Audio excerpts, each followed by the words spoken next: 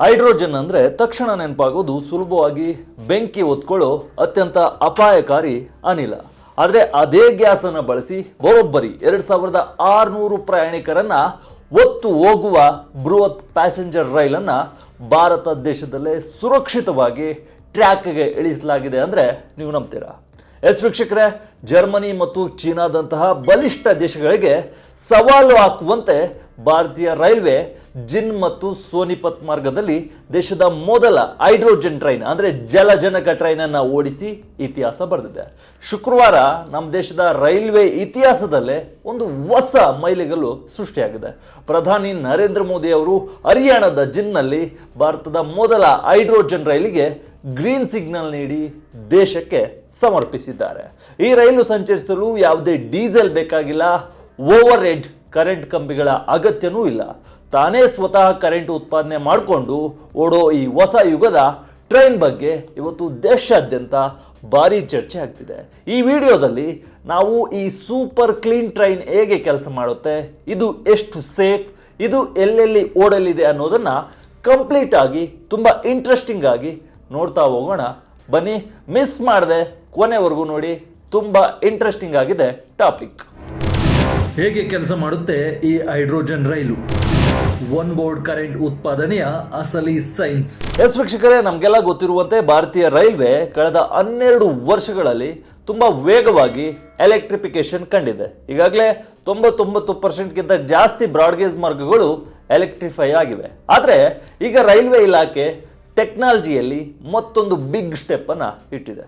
ಈ ಹೈಡ್ರೋಜನ್ ರೈಲ್ಗಳು ಸಾಮಾನ್ಯ ಎಲೆಕ್ಟ್ರಿಕ್ ರೈಲುಗಳ ಥರ ಮೇಲಿರೋ ಕರೆಂಟ್ ವೈರ್ಗಳಿಂದ ವಿದ್ಯುತ್ ತಗೊಳ್ಳಲ್ಲ. ಬದಲಿಗೆ ರೈಲಿನಲ್ಲಿರೋ proton exchange membrane fuel cell technology ಮೂಲಕ ತಾನೇ ಸ್ವತಃ ಕರೆಂಟನ್ನು ಪ್ರೊಡ್ಯೂಸ್ ಮಾಡುತ್ತೆ. ಸಿಂಪಲ್ ಆಗಿ ಹೇಳಬೇಕಂದ್ರೆ ಈ ರೈಲಿನ ಸಿಲಿಂಡರ್ಗಳಲ್ಲಿ ಹೈಡ್ರೋಜನ್ ಗ್ಯಾಸ್ ಸಂಗ್ರಹವಾಗಿರುತ್ತೆ. ಈ ಹೈಡ್ರೋಜನ್ ವಾತಾವರಣದಲ್ಲಿರೋ ಆಕ್ಸಿಜನ್ ಜೊತೆಗೆ ಫ್ಯೂಯಲ್ ಸೆಲ್ ಒಳಗಡೆ ಕೆಮಿಕಲ್ ರಿಯಾಕ್ಷನ್ ಆಗುತ್ತೆ, ಅಂದರೆ ವಾತಾವರಣದಲ್ಲಿರೋ ಆಮ್ಲಜನಕ ಜೊತೆ ರಿಯಾಕ್ಷನ್ ಆಗುತ್ತೆ. ಈ ಪ್ರಕ್ರಿಯೆಯಲ್ಲಿ ವಿದ್ಯುತ್ ಉತ್ಪತ್ತಿಯಾಗಿ ಅದು ರೈಲಿನ ಇಂಜಿನ್ ಚಕ್ರಗಳನ್ನು ತಿರುಗಿಸಲು ಬೇಕಾದ ಪವರ್ ಶಕ್ತಿಯನ್ನು ನೀಡುತ್ತೆ.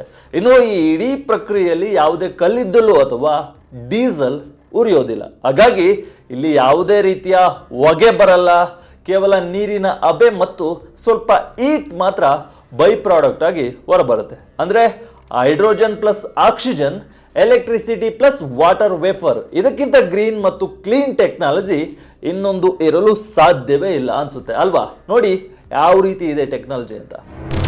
10 ಬೋಗಿಗಳು, 2600 ಪ್ರಯಾಣಿಕರ ಕೆಪಾಸಿಟಿ, ವಿಶ್ವದಲ್ಲೇ ದೊಡ್ಡ ಹೈಡ್ರೋಜನ್ ಟ್ರೈನ್ ರೆಕಾರ್ಡ್. ವೀಕ್ಷಕರೇ, ಸದ್ಯ ಗ್ಲೋಬಲ್ ಮಾರ್ಕೆಟ್ನಲ್ಲಿ ಜರ್ಮನಿ, ಚೀನಾ, ಜಪಾನ್ ಅಥವಾ ಅಮೆರಿಕದಂತಹ ದೇಶಗಳಲ್ಲಿ ಈಗಾಗಲೇ ಹೈಡ್ರೋಜನ್ ರೈಲುಗಳು ಓಡ್ತಿವೆ. ಆದರೆ ಅಲ್ಲಿರೋ ರೈಲುಗಳಿಗೂ ಭಾರತದ ಈ ರೈಲಿಗೂ ಒಂದು ದೊಡ್ಡ ಡಿಫ್ರೆನ್ಸ್ ಇದೆ. ಅದು ಏನಂದರೆ, ಸಾಮಾನ್ಯವಾಗಿ ಬೇರೆ ದೇಶಗಳಲ್ಲಿರೋ ಹೈಡ್ರೋಜನ್ ರೈಲುಗಳು ಕೇವಲ 2 ರಿಂದ 4 ಕೋಚ್ ಅಂದರೆ ಬೋಗಿಗಳನ್ನು ಮಾತ್ರ ಹೊಂದಿವೆ. ಅಂದರೆ ಸಣ್ಣ ರೀತಿಯ ಟ್ರೈನ್ಗಳು ಅಲ್ಲಿ ಓಡ್ತಿವೆ. ಅವುಗಳನ್ನು ಸಣ್ಣ ರೀಜನಲ್ ರೂಟ್ನಲ್ಲಿ ಮಾತ್ರ ಬಳಸಲಾಗ್ತಿದೆ, ಅಂದರೆ ಪ್ರಾದೇಶಿಕ ರೂಟ್ನಲ್ಲಿ ಮಾತ್ರ ಬಳಸಲಾಗ್ತಿದೆ. ಆದರೆ ಭಾರತ ಡೆವಲಪ್ ಮಾಡಿರೋ ಈ ರೈಲು ಬರೋಬ್ಬರಿ 10 ಬೋಗಿಗಳ ಪ್ಯಾಸೆಂಜರ್ ಟ್ರೈನ್ ಆಗಿದೆ. ಹೌದು, ಈ ಹೈಡ್ರೋಜನ್ ಟ್ರೈನ್ ಸೆಟ್ ಸುಮಾರು 2600 ಪ್ರಯಾಣಿಕರನ್ನ ಅಂದರೆ ಪ್ಯಾಸೆಂಜರ್ಗಳನ್ನು ಹೊತ್ತೊಯ್ಯುವ ಸಾಮರ್ಥ್ಯವನ್ನು ಹೊಂದಿದೆ. ಹೈ ಕೆಪಾಸಿಟಿ ಪ್ಯಾಸೆಂಜರ್ ಆಪರೇಷನ್ಗಾಗಿ ಇಷ್ಟು ದೊಡ್ಡ ಪ್ರಮಾಣದಲ್ಲಿ ಹೈಡ್ರೋಜನ್ ಟೆಕ್ನಾಲಜಿಯನ್ನು ಬಳಸಿರೋದು ಜಾಗತಿಕ ಮಟ್ಟದಲ್ಲೇ ಫಸ್ಟ್ ಟೈಮ್ ಅಂತ ಹೇಳ್ಬೋದು, ಅಥವಾ ಬಿಗ್ ಸ್ಟೆಪ್ ಅಂತಾನೆ ಹೇಳ್ಬೋದು. ಈ ರೈಲಿನಲ್ಲಿ 2 ತುದಿಯಲ್ಲೂ ಹೈಡ್ರೋಜನ್ ಡ್ರೈವಿಂಗ್ ಪವರ್ ಕಾರ್ಸ್ ಇವೆ. ಅಂದರೆ ಇವು ಪವರ್ ಹೌಸ್ ಥರ ಕೆಲಸ ಮಾಡ್ತವೆ. ಇವುಗಳ ಮಧ್ಯೆ 8 ಟ್ರೈಲರ್ ಕೋಚ್ಗಳು ಇರ್ತವೆ. ಪ್ರತಿ ಪವರ್ ಕಾರ್ 1200 ಕಿಲೋವ್ಯಾಟರ್ ಅಂದರೆ 1200 ಕಿಲೋವ್ಯಾಟರ್, ಸುಮಾರು 1600 ಹಾರ್ಸ್ ಪವರ್ ಸಾಮರ್ಥ್ಯದ ಪವರ್ ಶಕ್ತಿಯನ್ನು ಉತ್ಪಾದಿಸುತ್ತೆ. 2 ಪವರ್ ಕಾರ್ ಸೇರಿ ಒಟ್ಟು 3200 HP ಪ್ರೊಪಲ್ಷನ್ ಸಿಸ್ಟಮ್ ಈ ರೈಲ್ಗಿದೆ. ಇದು ಇಡೀ ಟ್ರೈನನ್ನು ಗಂಟೆಗೆ 110 ಕಿಲೋಮೀಟರ್, ಎಷ್ಟು ಹೇಳಿ, 110 ಕಿಲೋಮೀಟರ್ ಸ್ಪೀಡ್ನಲ್ಲಿ ಎಳೆಯುವ ಶಕ್ತಿಯನ್ನು ಹೊಂದಿದೆ. ಸದ್ಯಕ್ಕೆ ಹರಿಯಾಣದ ಜಿನ್ ಸೋನಿಪತ್ ಮಾರ್ಗದಲ್ಲಿ ಈ ರೈಲು ಗಂಟೆಗೆ 75 ಕಿಲೋಮೀಟರ್ ಆಪರೇಷನಲ್ ಸ್ಪೀಡ್ನಲ್ಲಿ ಓಡಲಿದೆ. ಜಿಂದ್ ಸೋನಿಪತ್ ಮಧ್ಯೆ 89 ಕಿಲೋಮೀಟರ್ ಜರ್ನಿ. ಯಾವೆಲ್ಲ ನಿಲ್ದಾಣಗಳಲ್ಲಿ ನಿಲ್ಲುತ್ತೆ ಈ ಹೊಸ ಟ್ರೈನ್? ಈಗ ನಿಮ್ಮ ಮನಸ್ಸಿನಲ್ಲಿ ಒಂದು ಪ್ರಶ್ನೆ ಬಂದಿರುತ್ತೆ, ಈ ರೈಲು ಎಲ್ಲೆಲ್ಲಿ ಓಡುತ್ತೆ ಅಂತ. ಈ ಹೈಡ್ರೋಜನ್ ರೈಲನ್ನ ಪ್ರಾಯೋಗಿಕವಾಗಿ ಅಂದ್ರೆ ಪ್ರಾಕ್ಟಿಕಲ್ ಆಗಿ ಮತ್ತು ಯಶಸ್ವಿಯಾಗಿ ರನ್ ಮಾಡಲು ಹರಿಯಾಣದ ಜಿಂದ್ ಸೋನಿಪತ್ ನಡುವಿನ 89 ಕಿಲೋಮೀಟರ್ ಮಾರ್ಗವನ್ನ ಭಾರತೀಯ ರೈಲ್ವೆ ಆರಿಸಿಕೊಂಡಿದೆ. ಈ ರೈಲು ಜಿಂದ್ ಜಂಕ್ಷನ್ ಇಂದ ಹೊರಟು ಗೋಹಾನಾ ಜಂಕ್ಷನ್ ಮತ್ತು ಸೋನಿಪತ್ ಮಾರ್ಗವಾಗಿ ಸಂಚರಿಸಲಿದೆ. ಈ ಮಾರ್ಗದಲ್ಲಿ ಬರುವ Jind city, Pandupindara junction, Lalit Khera halt, ಬಾಂಬೆವಾ, Isapur Kheri halt, Butana halt, Kandrai halt, Rabra halt, Lath halt, Mohana Barwasni halt ಮತ್ತು ಸೋನಿಪತ್ ನ್ಯೂ ಸೇರಿ ಎಲ್ಲ ಪ್ರಮುಖ ಮಧ್ಯಂತರ ನಿಲ್ದಾಣಗಳು ಮತ್ತು ಪ್ರಸ್ತಾವಿತ ನಿಲ್ದಾಣಗಳಲ್ಲಿ ಈ ರೈಲು ನಿಲ್ಲಿದೆ. ಈ ಮಾರ್ಗವು ಭಾರತದ ಮೊದಲ ಸಮಗ್ರ ಹೈಡ್ರೋಜನ್ ರೈಲ್ವೆ ಎಕೋಸಿಸ್ಟಮ್ಗೆ ಸಾಕ್ಷಿಯಾಗಿದೆ. ರೈಲ್ವೆಗೆ ಇಂಧನ ತುಂಬಿಸಲು ಜಿನ್ನಲ್ಲಿ ಭಾರತದ ಅತಿದೊಡ್ಡ ರೈಲ್ವೆ ಹೈಡ್ರೋಜನ್ ರಿಫ್ಯೂಯಲಿಂಗ್ ಸ್ಟೇಷನ್ ಅನ್ನ ಕೂಡ ರೆಡಿ ಮಾಡಲಾಗಿದೆ. ರೈಲಿಗೆ ಹೈಡ್ರೋಜನ್ ಗ್ಯಾಸ್ ಎಲ್ಲಿಂದ ಬರುತ್ತೆ? ಜಿಂದ್ ರಿಫ್ಯೂಯಲಿಂಗ್ ಸ್ಟೇಷನ್ ನ ಸೀಕ್ರೆಟ್ ಏನು? ನಾವು ಗಾಡಿಗೆ ಪೆಟ್ರೋಲ್ ಅಥವಾ ಗ್ಯಾಸ್ ಹಾಕಿಸೋ ತರನೇ ಈ ರೈಲ್ಗೂ ಹೈಡ್ರೋಜನ್ ಗ್ಯಾಸ್ ತುಂಬಿಸಬೇಕು. ಇದಕ್ಕಾಗಿ ಜಿನ್ನಲ್ಲಿ ನಿರ್ಮಿಸಲಾಗಿರೋ ಹೈಡ್ರೋಜನ್ ಪ್ಲಾಂಟ್ ಮತ್ತು ರೀಫ್ಯೂಯಲಿಂಗ್ ಫೆಸಿಲಿಟಿ ಪ್ರಮುಖ ಪಾತ್ರ ವಹಿಸುತ್ತೆ. ಇದು ಕಂಪ್ಲೀಟ್ ಆಗಿ 3 ಸ್ಟೇಜ್ಗಳಲ್ಲಿ ಕೆಲಸ ಮಾಡುತ್ತೆ. ಮೊದಲನೇದಾಗಿ ಈ ಪ್ಲಾಂಟ್ನಲ್ಲಿ ವಿದ್ಯುತ್ ಬಳಸಿ ನೀರನ್ನು ಹೈಡ್ರೋಜನ್ ಮತ್ತು ಆಕ್ಸಿಜನ್ ಆಗಿ ಡಿವೈಡ್ ಮಾಡಲಾಗುತ್ತೆ. ಅದನ್ನು ಎಲೆಕ್ಟ್ರೋಲಿಸಿಸ್ ಪ್ರೊಸೆಸ್ ಅಂತ ಕರಿತೀವಿ.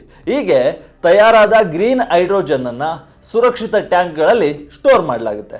ಇನ್ನು ಎರಡನೇ ಹಂತದಲ್ಲಿ ಈ ಹೈಡ್ರೋಜನ್ ಗ್ಯಾಸನ್ನು ಬರೋಬ್ಬರಿ 500 ಬಾರ್ ಪ್ರೆಷರ್ನಲ್ಲಿ ಅಂದರೆ 500 ಬಾರ್ ಪ್ರೆಷರ್ನಲ್ಲಿ ಕಂಪ್ರೆಸ್ ಮಾಡಲಾಗುತ್ತೆ. ಇದರಿಂದ ಕಮ್ಮಿ ಜಾಗದಲ್ಲಿ ಜಾಸ್ತಿ ಗ್ಯಾಸನ್ನು ಇಡಲು ಸಾಧ್ಯವಾಗುತ್ತೆ. ಇನ್ನು ಮೂರನೇ ಹಂತದಲ್ಲಿ, ಮೂರನೇ ಸ್ಟೇಜ್ನಲ್ಲಿ ಪ್ರೆಷರನ್ನು 350 ಬಾರ್ಗೆ ರೆಗ್ಯುಲೇಟ್ ಮಾಡಿ ರೈಲಿನಲ್ಲಿರೋ 2 ಹೈಡ್ರೋಜನ್ ಪವರ್ ಕಾರ್ಗಳಿಗೆ ಒಂದೇ ಟೈಮ್ನಲ್ಲಿ ಏಕಕಾಲದಲ್ಲಿ ಹೈಡ್ರೋಜನ್ನನ್ನು ರಿಫಿಲ್ ಮಾಡಲಾಗುತ್ತೆ. ಇದರಿಂದ ಟೈಮ್ ತುಂಬಾ ಉಳಿತಾಯ ಆಗುತ್ತೆ, ಸಮಯ ಸೇವ್ ಆಗುತ್ತೆ. ಈ ಜಿಂದ್ ಫೆಸಿಲಿಟಿಯಲ್ಲಿ ದಿನಕ್ಕೆ ಸುಮಾರು 3000 kg ಹೈಡ್ರೋಜನ್ ಸ್ಟೋರ್ ಮಾಡೋಕೆ ಕೆಪಾಸಿಟಿ ಇದೆ. ಇದು ದಿನನಿತ್ಯದ ರೈಲು ಸಂಚಾರಕ್ಕೆ ಸಾಕಾಗುತ್ತೆ.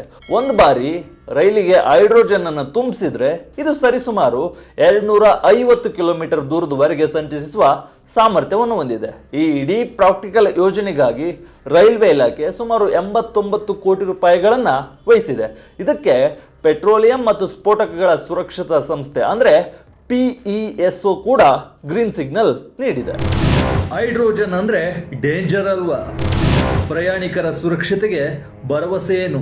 ವೀಕ್ಷಕರೇ, ನಮಗೆಲ್ಲ ಗೊತ್ತಿರುವಂತೆ ಹೈಡ್ರೋಜನ್ ಗ್ಯಾಸ್ ಸುಲಭವಾಗಿ ಬೆಂಕಿ ಹೊತ್ಕೊಳ್ಳೋ ಗುಣ ಹೊಂದಿದೆ. ಹಾಗಾಗಿ ಸಾವಿರಾರು ಪ್ರಯಾಣಿಕರನ್ನ ಹೊತ್ತು ಹೋಗುವ ರೈಲಿನಲ್ಲಿ ಈ ಗ್ಯಾಸ್ ಬಳಸೋದು ಎಷ್ಟು ಸೇಫ್ ಎಂಬ ಭಯ ಎಲ್ಲರಲ್ಲೂ ಇದ್ದೇ ಇರುತ್ತೆ. ಹೈಡ್ರೋಜನ್ಗೆ ಯಾವುದೇ ಬಣ್ಣ, ವಾಸನೆ ಅಥವಾ ರುಚಿ ಇರೋದಿಲ್ಲ. ಹಾಗಾಗಿ ಸೋರಿಕೆ ಆದರೆ, ಲೀಕ್ ಆದರೆ ಅದನ್ನು ಪತ್ತೆ ಹಚ್ಚೋದು ಬಹಳ ಕಷ್ಟ.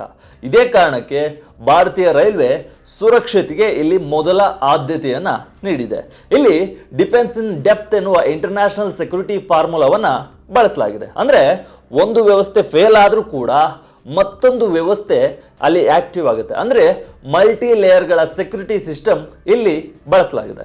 ರೈಲಿನಲ್ಲಿ ಮತ್ತು ಫೆಸಿಲಿಟಿ ಪ್ಲಾಂಟ್ನಲ್ಲಿ ಹೈಡ್ರೋಜನ್ ಲೀಕ್, ಅತಿಯಾದ ಶಾಖ, ಬೆಂಕಿ ಅಥವಾ ಹೊಗೆಯನ್ನು ತಕ್ಷಣ ಪತ್ತೆ ಹಚ್ಚುವ ಅತ್ಯಾಧುನಿಕ ಸೆನ್ಸಾರ್ಗಳನ್ನು ಇನ್ಸ್ಟಾಲ್ ಮಾಡಲಾಗಿದೆ. ಯಾವುದೇ ಸಣ್ಣ ಲೀಕೇಜ್ ಆದರೂ ಕೂಡ ಕೇವಲ ಕೆಲವೇ ಸೆಕೆಂಡ್ಗಳಲ್ಲಿ ಸಿಸ್ಟಮ್ ಅಲರ್ಟ್ ಕೊಡುತ್ತೆ. ಇನ್ನು ರೈಲಿನೊಳಗೆ ನಿರಂತರವಾಗಿ ಗಾಳಿ ಆಡುವಂತೆ ವೆಂಟಿಲೇಷನ್ ಸಿಸ್ಟಮ್ ಡಿಸೈನ್ ಮಾಡಲಾಗಿದೆ. ಒಂದು ವೇಳೆ ಸಣ್ಣ ಲೀಕ್ ಆದರೂ ಕೂಡ ಅದು ಎಲ್ಲೂ ಸ್ಟೋರೇಜ್ ಆಗದೆ ತಕ್ಷಣ ಗಾಳಿಯಲ್ಲಿ ಕರಗಿ ಹೋಗುತ್ತೆ. ಇಷ್ಟೇ ಅಲ್ಲದೆ ಏನಾದರೂ ಹೆಚ್ಚು ಕಡಿಮೆ ಆದಲ್ಲಿ ಹೈಡ್ರೋಜನ್ ಸರಬರಾಜನ್ನು ಆಟೋಮೆಟಿಕ್ ಆಗಿ ಕಟ್ ಮಾಡುವ ವ್ಯವಸ್ಥೆ ಕೂಡ ಇಲ್ಲಿ ಬಳಸಲಾಗಿದೆ.